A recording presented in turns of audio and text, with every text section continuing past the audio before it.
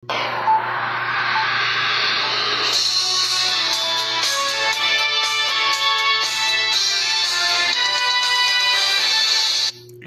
Visayas at Mindanao.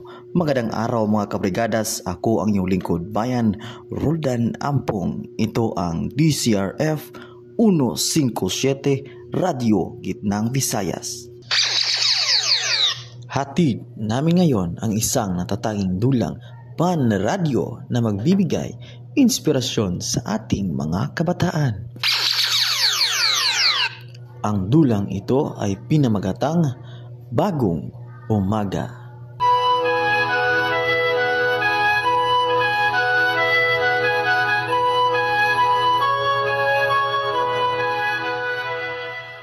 Isang tahimik na barangay sa bayan ng San Isidro. Dito nakatira si Miguel, isang dating masipag na estudyante, ngunit unti-unting naligaw ng landas dahil sa masamang bisyo.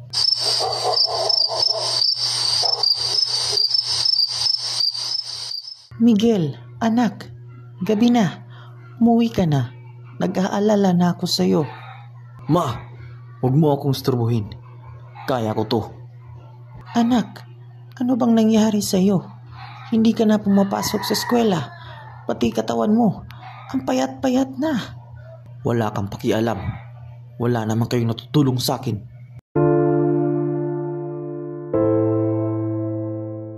Sa murang edad, natutong gumamit ng bawal na gamot si Miguel dahil sa impluwensya ng kanyang kaibigang si Tony.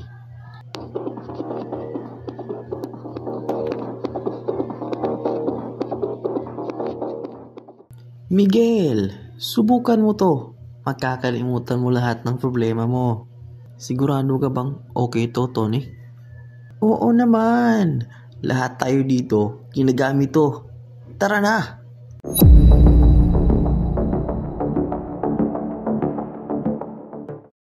Lumipas ang ilang buwan at unting-unting bumagsak ang buhay ni Miguel.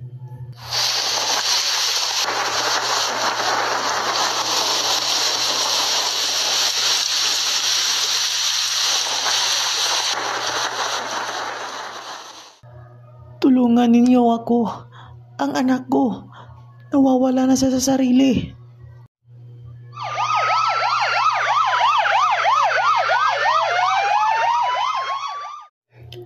Dalhin natin siya sa Rehabilitation Center, Aling Rosa. May pag-asa pa ang anak ninyo.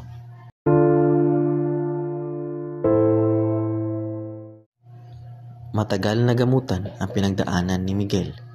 Ngunit sa tulong ng kanyang ina at ng mga taong nagmamalasakit, siya ay muling bumangon. Ma, salamat sa iyo. Hindi ko na uulitin yun. Natutunan ko na ang halaga ng buhay. Ngayon, gusto ko mag-aral ulit para makatulong sa iba. Anak, ipinagmamalaki kita. Salamat at bumalik ka na.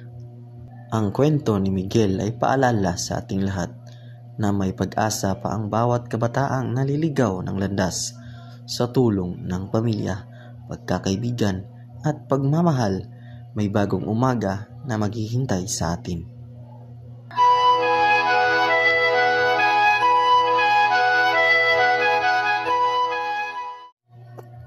Muli, ito ang DCRF 157 Radio Gitnang Visayas.